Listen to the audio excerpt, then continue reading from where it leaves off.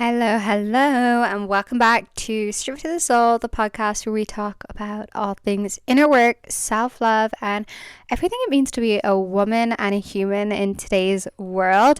I've got a good episode for you, especially if you're single. If you are not single, this episode might apply to your friends, so just go ahead and send it to them, because I'm going to talk to you about how to manifest and call in your dream partner with intention. And when you hear about the word manifest, it sounds very woo-woo, so I actually want to make it very practical for you, and I want to share with you all the things that I've learned through dating and relating and actually meeting someone. And I know so many women often don't even want to admit it or feel confident enough to say it out loud that they don't know why they're not actually meeting the right person. And I do think there is a beauty in being single, and I'm going to talk about that. But there are many people, like myself included, who are through and through a lover girl. And I always wanted to have that amazing relationship that I saw so many other people have, but I truly felt like I was lacking it, and I also was questioning if it ever was going to be for me, as sad as that sounds. But actually doing the work and learning a thing or two along the way, I actually have found there's certain steps that you need to take that you might not be taking in order for you to meet your dream partner. And I'm not just talking about like the fantasy or the situationship. I really mean like the real thing, a relationship that truly feels safe, that's healthy and passionate and really aligned to the version that you are and the version of you to become. And the man who meets you there should be meeting you there with effort and emotional availability. And this is often the problem when it comes to relating and dating and situationships, that we let our standards drop when we are dating, and we also accept less than what we deserve. It sounds cliche, but it is true. And you know this if you've dated or you've got friends. Like, sometimes you want to smack your best friend across the head because you know she deserves so much more, but she truly can't see it herself at times. And I have been in that situation. So in this episode, I want to get into the truth about manifesting love and the energetic mistakes that so many people make without realizing it. I made it. That's why I'm here to tell you. And really how you can shift into the version of yourself that will attract a partner that reflects your worth, because you don't manifest your dream partner by wishing or waiting necessarily. You do manifest them by becoming the version of you who knows that they deserve them. Sounds easier said than done, so let's get into it. I know myself that, I longed for a partner for a long time. Like, I felt like something was missing from my life because I felt like I had so much love to give. And I've said this before, but that is the issue. You never want the energy to be longing or hoping that the next guy will treat you right, or the next girl, whatever applies to you. Like, you don't want to hope that the next thing will be better after a heartbreak, because that energy, then when you go into dating, there is this like wounded energy as such. And desire alone won't just call in this dream person. Your identity does, which is why you need to become that version of you who does feel worthy of it. Because deep down, if you still see yourself as someone who was hurt, or someone who was cheated on, or someone who received breadcrumbs, the next person is going to feel that. And so many of us have had to chase love. And like I've said this before, chasing is never the energy you want to be in. You want to walk into a date or whatever it is with confidence of knowing you deserve to be with an amazing person, and then that person will rise to meet your energy. And manifestation, it sounds woo-woo. I'm very woo-woo, but I'm also practical as well. And it does start with the simple question of, who am I becoming in love and in this relationship? Because a woman who loves herself deeply will attract a man who recognizes her value. And I was so confused for the longest time, because I was like, I do love myself. Why am I not meeting a guy that, matches this love that I have for myself? And the thing is, I loved myself when I was by myself.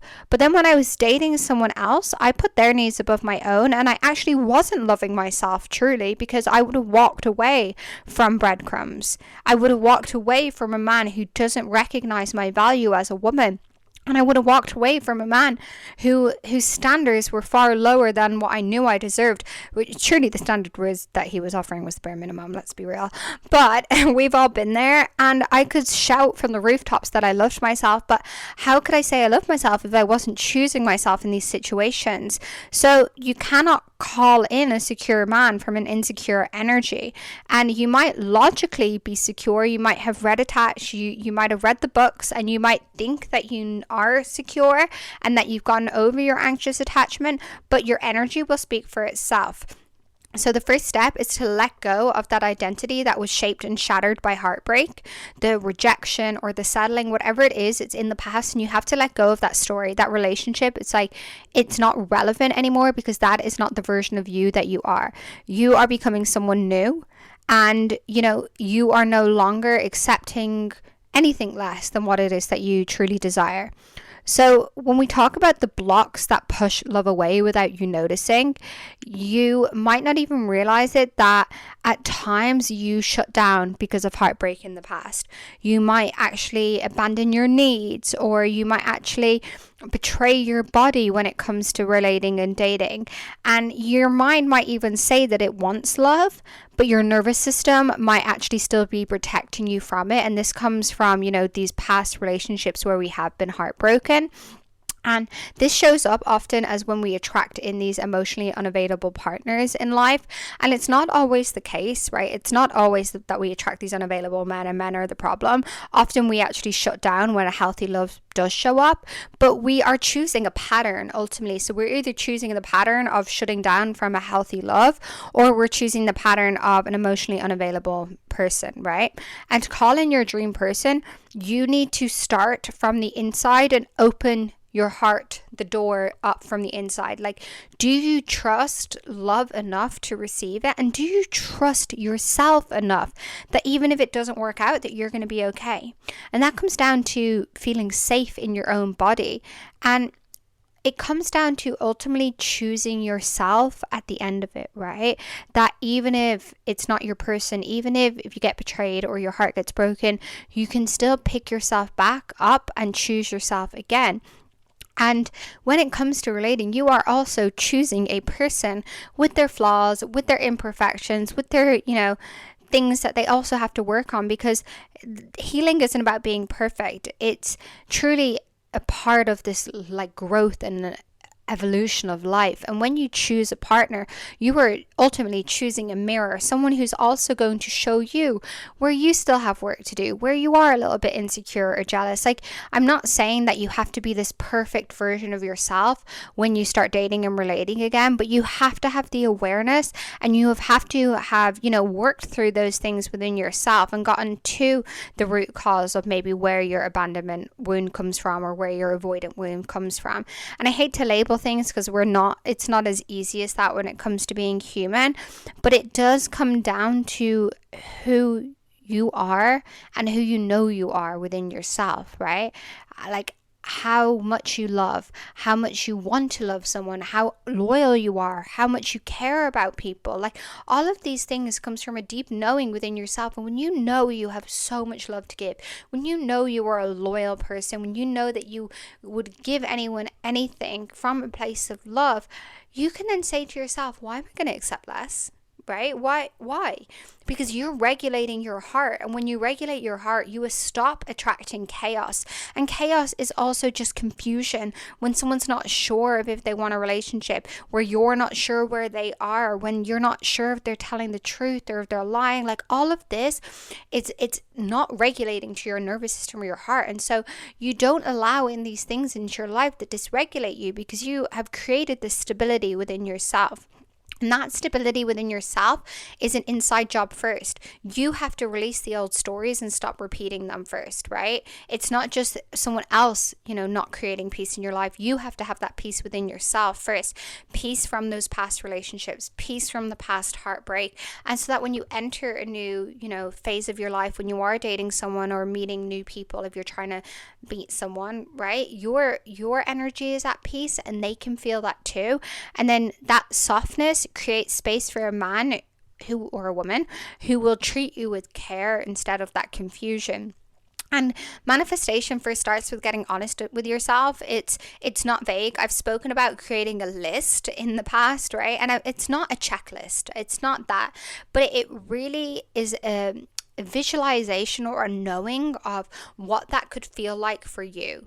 And that could be a safe relationship, where, you're adored, or where communication flows, where it feels effortless and natural. And I'm not saying to script a fantasy. That's not what manifestation is, but it is about clarifying your standards. And if you think in terms of your values, this is the number one thing for me when it comes to meeting people, or when it came to meeting people, should I say, that I was so clear on my values. This set the standard in my life. This is the thing that should be the first kind of way that you can see if a guy is for you or not. And that comes down to knowing your values. So such things like integrity, emotional availability, devotion, playfulness, masculine leadership, whatever it is, if it is something that you desire, when you are dating and meeting people, you have to ask yourself, are these people in alignment with my values? Because you're going to meet people who have different hobbies to you. You're going to have situations where they might not have the same viewpoint as you. That is okay. It's okay to not be the same person. I don't think you should be. But when it comes to your values, this is a way for you to kind of have your standards set without it feeling pushy, or without, it kind of sounding entitled, like I, want this, that, and this from a person. No, it's just, I want my person to be committed, loyal, integral, devoted, like all of these things. And if you're not that, that's okay. It's nothing on that person. It's just not the person for you. So start with that. Your dream person isn't a checklist. He is an energy. And if you think of those values as energy, you will know if someone is a right fit for you. And you will also know when someone is not right for you. Because when we lie to ourselves at the start, which I know we have all done, when we've got rose tinted glasses on, we like to think that someone can change. That, I've seen the good side of them, so this bad side isn't the real them. It is a part of them, unfortunately. And it's not to say that people can't change. Of course they can. But values is something that I think people have or don't when it comes to specific ones. And they're not going to be, able to change overnight. So if someone isn't meeting your standards, it's okay to walk away. And if they prove themselves and rise to you, if they see you as something that they want in your life or their life, let them, right? Let them go, and then let them come back with the energy that you desire. And this is the thing that most people miss. You manifest the relationship when you align your actions with what you say you want.